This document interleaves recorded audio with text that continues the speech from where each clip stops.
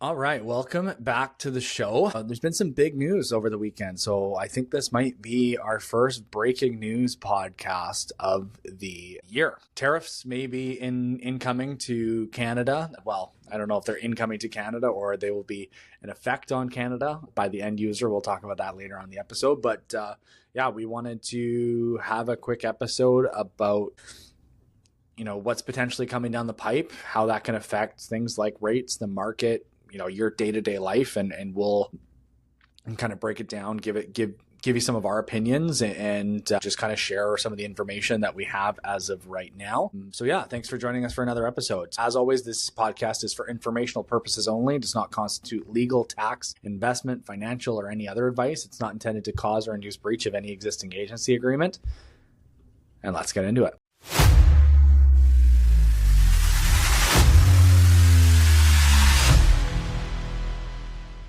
All right, so as Austin said, there's obviously the biggest thing in the news right now is tariffs. As of this coming Tuesday, I think would be when I know that as of this Tuesday, they'd go into effect. So let's break it down a little bit, like the background behind this. We'll talk about kind of what's happened since the announcement. So that's what's happened so far. What's Canada going to do about it?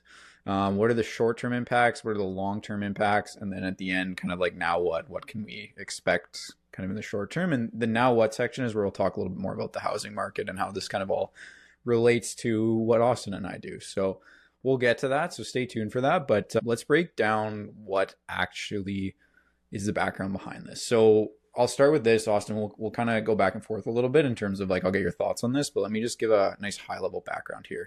Trump ordered a 25% tariff against all Canadian goods except energy, which is at 10%.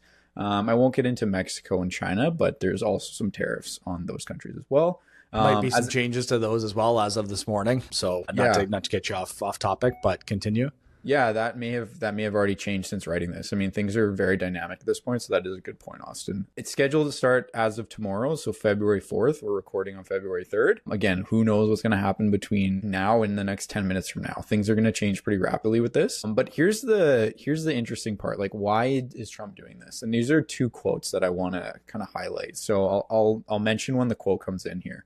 So he's supposedly doing this to protect Americans. And here's the quote: because of a major threat of illegal aliens and deadly drugs killing our citizens, including fentanyl. So that's a direct quote from Trump.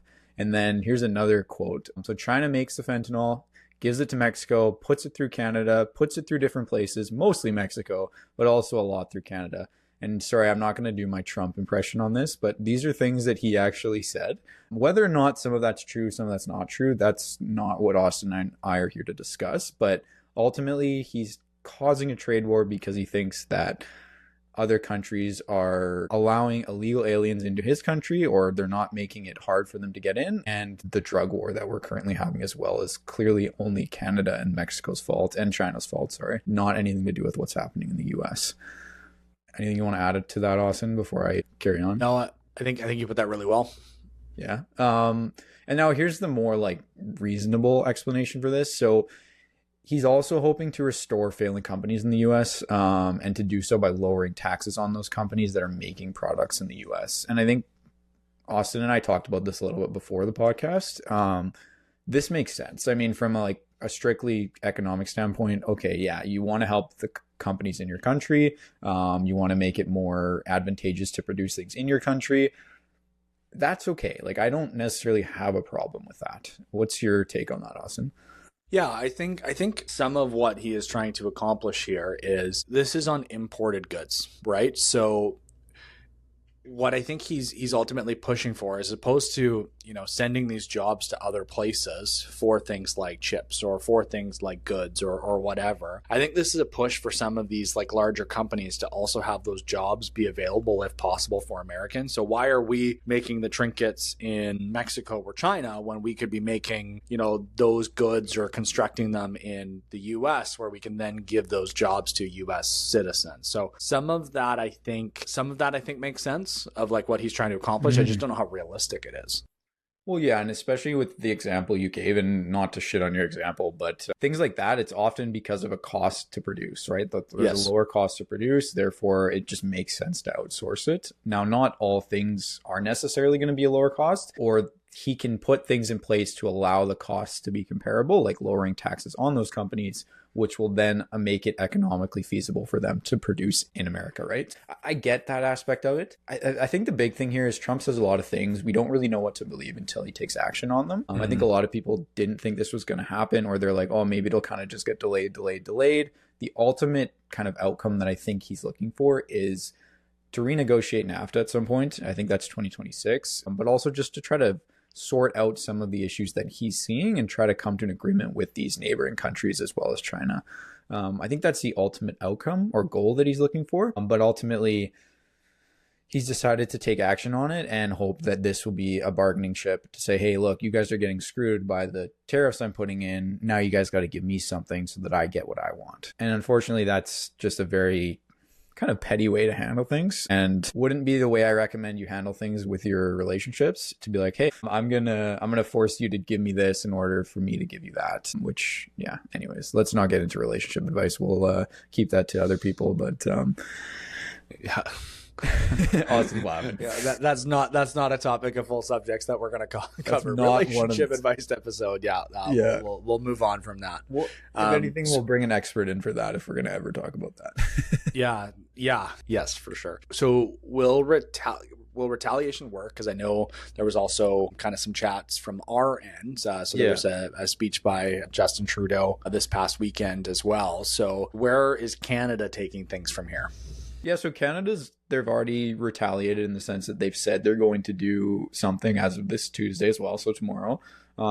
They retaliated with tariffs on $30 billion worth of U.S. goods, and then they said that another $125 billion worth of goods they're going to put tariffs on as well, but that's going to begin in 3 weeks. And the big reason behind that is they want to allow Canadian companies the opportunity to find new suppliers. And if they can source things other places, they don't want to screw themselves over or the companies they're trying to support over at the same time, right? So there's a bit of a double-edged sword there. Other than that, I mean, we're likely going to see larger measures if it continues. Things like blocking minerals being exported, electricity. We do produce quite a bit of electricity that we then export to the US, which is kind of funny. I saw this, I guess it was a meme. Somebody's like, oh, we should cut off electricity on Super Bowl Sunday, right when the game starts, which I don't know how feasible that actually is in terms of like being able to stop that at that level. But it's just kind of funny, like the jokes. And then the other one is sarcastically just thinking of this giant light switch that we just flick. This big button. Yeah, exactly. No, that'd be hilarious. Hit the big button. It's just this big red electricity button, and they just turn it off or they flick a switch. Anyway. Yeah, exactly. Carry on. It's funny to think about, but it's not realistic. The other one being oil, of course. We produce a lot of oil that we export. It's worth noting we export about 70% of our goods to the US. So that's a significant number. And if we're putting 25% tariffs on 70% of our goods, that's going to really hurt the Canadian economy. So will retaliation work? I mean, it could. It could, but also the US is relatively self-sufficient. The economy can kind of work on its own, whereas Canada relies on exports, like I said. It will hurt Americans. They are going to pay more for goods, assuming that this continues. And the US GDP will also be hurt by this, but not at the same level likely as the Canadian economy. I don't know, Austin. Like, it's hard to say. It depends on how long things go. We'll talk about like the short-term impacts and long-term impacts in a minute here, but I think some retaliation will help, and it will hopefully kind of expedite the process of getting this sorted out sooner rather than later. But it's really hard to know when you're dealing with a narcissist if they're going to actually want to do the things that they should be doing, or if they're just going to do what's best for them, right? So hard to know. Yeah, for sure. So let's say these come into effect. What are some of the changes and what are some of the predictions that we've seen because of these? I was reading something about a BMO economic team basically, redoing what they're expecting for rates completely. Like what are the impacts going to be on the market? Yeah, so we can get into that.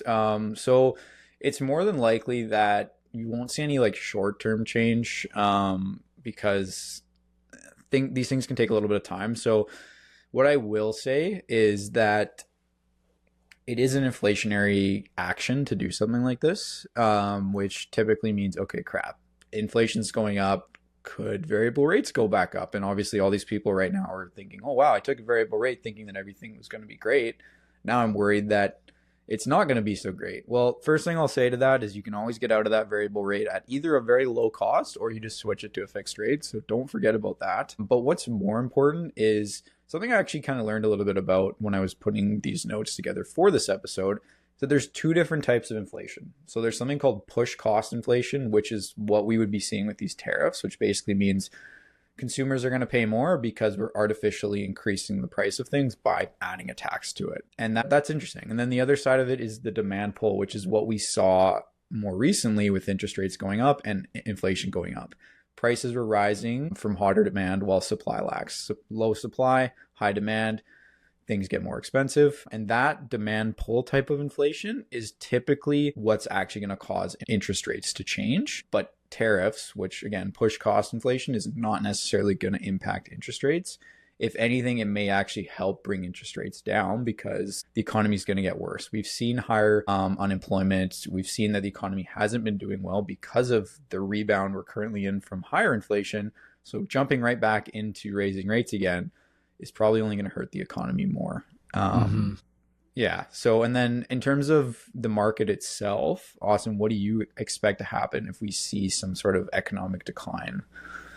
I mean, I think piggybacking off of what you just said, I think if we're to see rates go down, I think that with that too, unemployment would be going up because of some of the effects of this. You know, you might see it at 8 or 9%, which is what I've kind of read. Some have predicted as some of the effects of this if they continue to drop the rates this much because of everything that's going on. And, you know, on one end, it might help people that are secure on their jobs be able to afford more on paper because of stress tests and all that kind of stuff. You're also seeing the goods of the cost of living go up, which, you know, would have a serious effect. And we're already sitting at a point where inventory is fairly high. So I don't think that, I don't see prices going up because of it, quite frankly, if this was to take effect.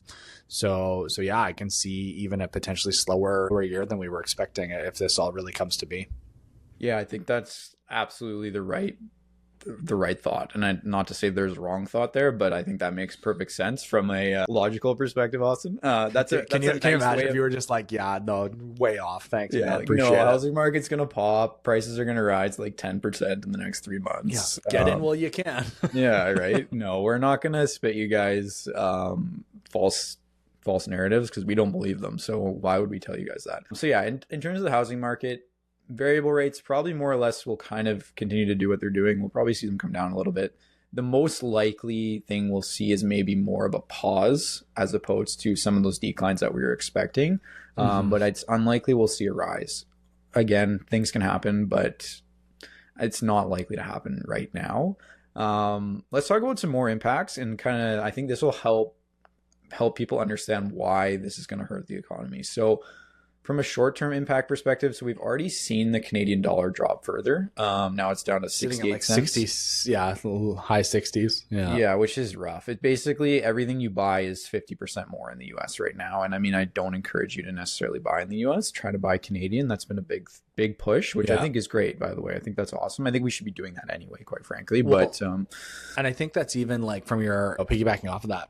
From your average consumer, right? Like how many people that live in Surrey or Langley or anything will, you know, run across the border to go like grocery shopping and things like that because there's things like affordability and all that kind of stuff. Like I'm sure I'm not alone. I've personally went grocery shopping down to Costco or, you know, depending on some of the stuff that they have. Like I feel like your average consumer is almost like spending more money there on goods, you know what I mean? As opposed to, and hey, maybe it's possible that people from the States come up here and spend money on things for whatever reason, but I feel like it's, you know, I don't see a lot of Washington plates at my Costco up here. You know what I mean? 100%. Even with the dollar being as strong as it is, there's a case to be made that shopping in the US has been more financially a better financial choice. So yeah, you're absolutely right. And I wonder how that's going to impact people going down. I mean, my understanding is they are now going to have a tariff on anything they bring back, right? So an extra 25% on top of that isn't maybe going to make sense anymore.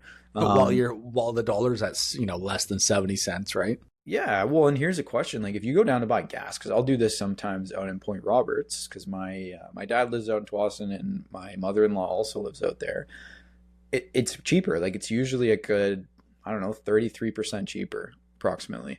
Am And I that's going to 'cause the get carbon tax and everything? That's a of big we're one, being yeah. taxed on here, right? But am I going to get taxed on that, like on a fuel tank? Like, how do I need to bring a receipt and show, hey, this is how many liters of fuel I bought, and now I'm going to get taxed? Like, I actually don't know the answer to that. I'm curious about something like that, but Yeah, or is that considered a necessity, right? yeah, no, that's actually that's something I'm going to look into. I'm curious about that. But yeah, like it's definitely going to have an impact. One thing we've actually seen happen already is some provinces started pulling US liquor off the shelves. I don't know if you saw that. Yes, I've seen some photos, and then also some restaurants are showing, Yeah. which goods are made in Canada, which I think, I don't think that's necessarily a bad thing. I kind of hope that continues, like regardless of how long this takes. I'm hoping we can be better at showing people, hey, these are products made in Canada or products produced in Canada, which I know there's a difference between.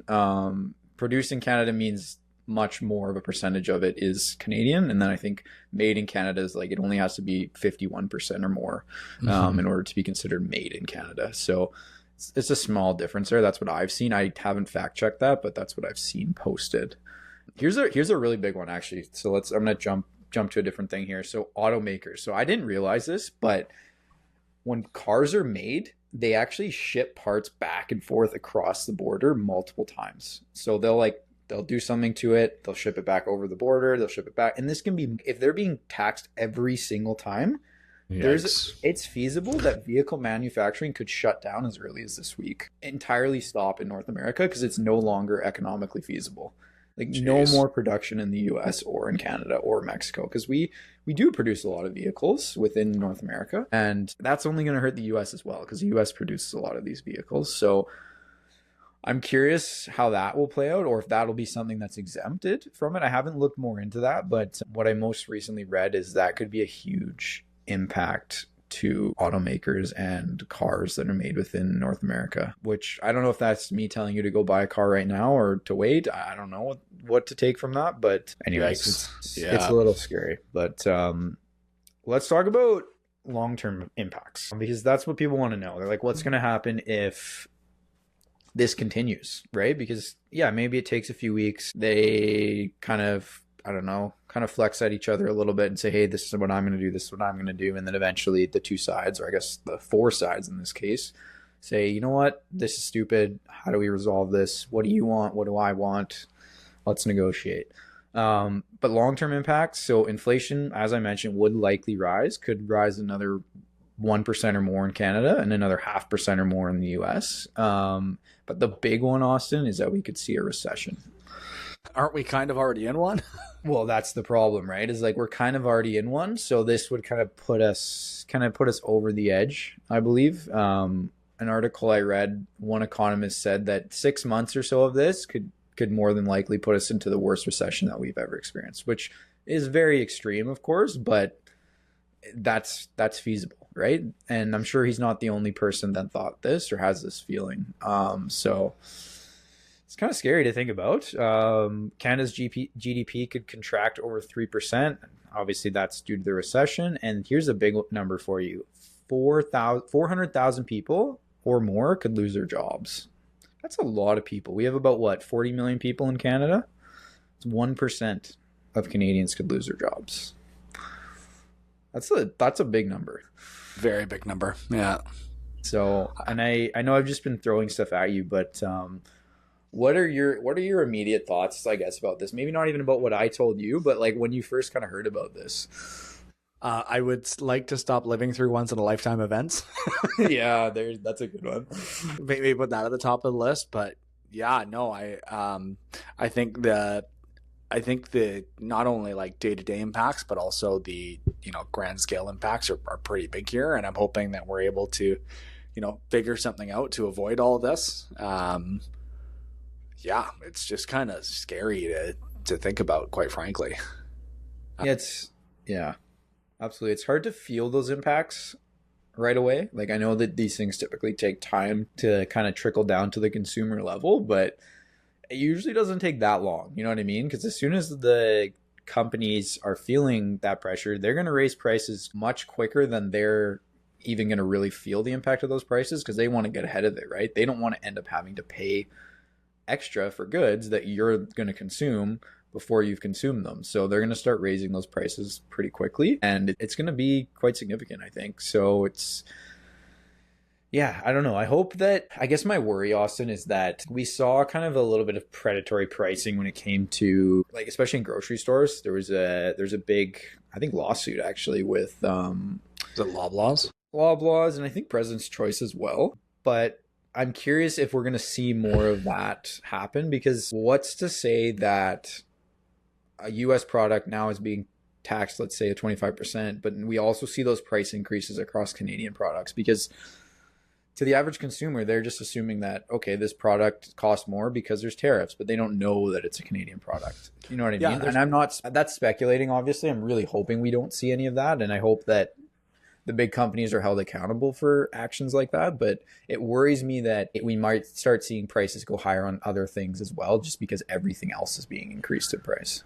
Well, yeah, and hypothetically, like, let's say you have these two products, and, you know, one of the things with the States is much bigger than us. So, like, from a creating goods, typically the more you buy of something, you can get the cost of it down because of, you know, wholesaling, buying more. I don't want to go into the weeds on that, but you know, if they can produce, and even if they were to pay the 25% tariff, maybe right now they can sell for in line. Now, all of a sudden, if they need to sell for more, and there's only one other option that's Canadian, in theory, why aren't they saying, well, I mean, let's say this product is $6, this product is $6, but now needs to be sold for $8. Why aren't they just going to sell for $7.50 now? It's not costing them any more to make, but they can increase their margin. And it's still going to be a better option because it's Canadian, because it's cheaper than the other one, and nothing's really changed. So yeah, that's definitely a possibility. Yeah. And that's right? Just kind of came to me as we were talking about this. Like, what's to say that we won't see inflation across all products as opposed to just those products that are impacted by tariffs? So we'll see what happens. I want to leave you on kind of two more positive things, if there's nothing else that you want to touch on before I get to that. No, I think, yeah, let's keep motoring through here. Okay, so two positive things. So the first one was, we're now seeing some premiers within the provinces start discussing the need to remove barriers for interprovincial trade, which most people are like, what do you mean barriers to interprovincial trade? You're telling me I can't just like trade between provinces? And I didn't look too much into this, but I know that there are certain products, like I know liquor is one for sure. Like if it gets transferred between provinces, there's taxes on that, especially with BC and Alberta. I know there's been some difference of opinions when it comes to that. Let's leave it at that. But things like that, like if we can start seeing some of those barriers dropped, and then Canadian goods really being accessible throughout Canada to all Canadians, I think that's a great thing, right? I mean, I'd assume you agree with that.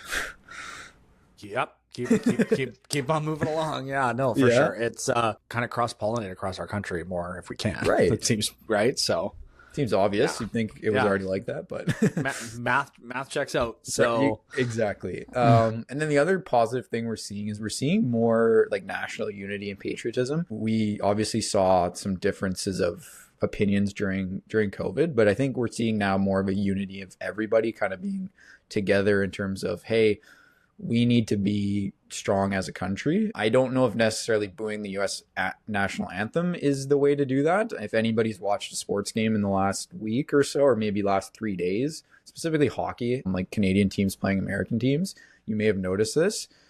I mean, what kind of stands out to me about this is, number one, the majority of the players on each team are from all over the place. There's Canadians, there's Americans, there's Europeans, you know what I mean? Like, so that part of it, I'm like, okay, this doesn't really make sense.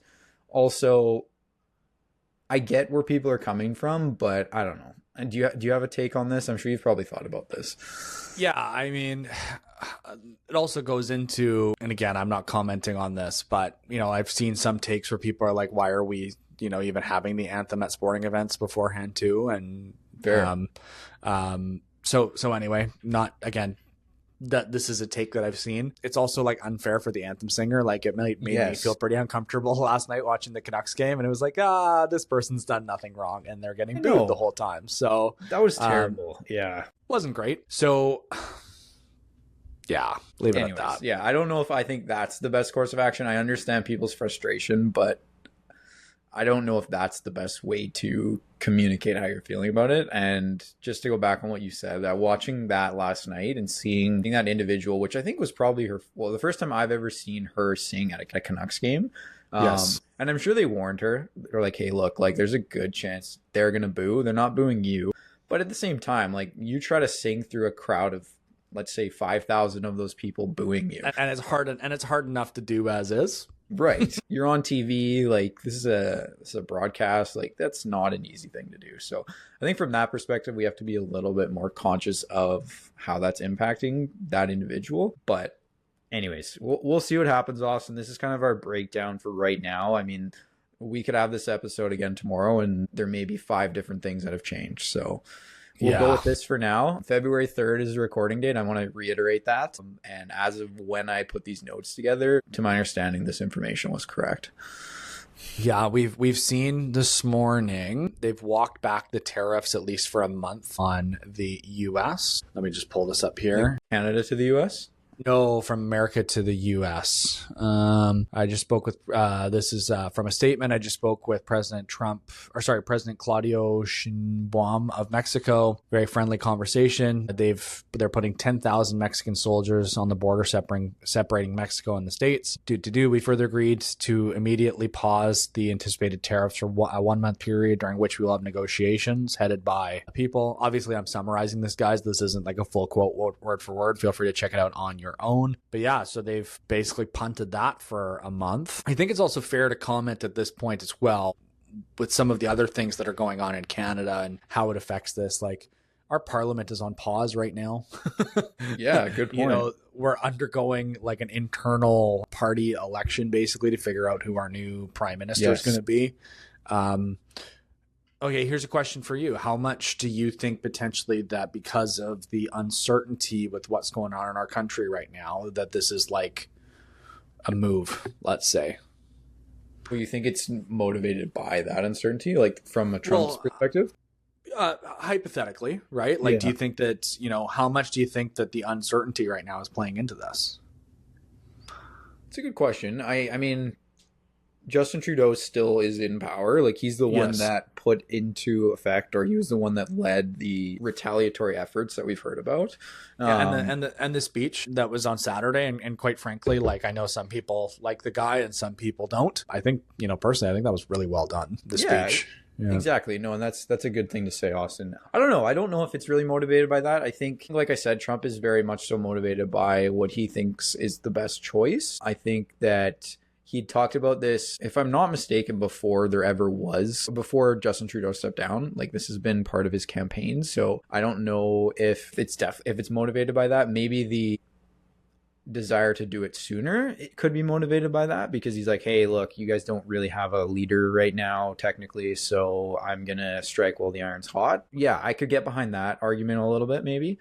But it's not only Canadians that it's impacting, right? It's Mexico, it's China, I think it's just what he was already planning to do, and he decided to go through with it. Or as you said, maybe we're going to be delayed now. But yeah, I don't know how much of it's motivated by that. Because I mean, I think we're early March before we're going to have a new elected leader of the Liberal Party, correct?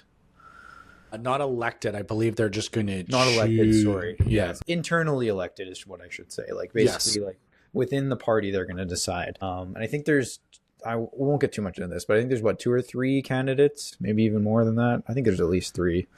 I think they're still figuring all that out. I've seen, obviously there was a BC premier that had put her name in the ring, and I think she stepped out, Christy Clark. I think right now I've seen Carney, Freeland. There's other ones too. Yeah. There's been so much other stuff going on that we haven't had a chance to focus or chat about that, and we should probably talk about that either. Yeah. Yeah. I mean, anyways, what I kind of want people to take away from this is there's going to be impacts, assuming that we do see some tariffs put in place. It's going to hurt everybody. All countries will be impacted by this, including the US. And what's really going to cause this to kind of resolve is whether or not the US feels the impacts of it, I think. Like, if they're feeling those impacts and the people are like, look, you got to do something, like we're hurting here, I would assume the president's a little bit more motivated to sort things out. But if things kind of go well for the US more or less, then maybe they don't have as much incentive to sort things out because they're kind of just plugging along.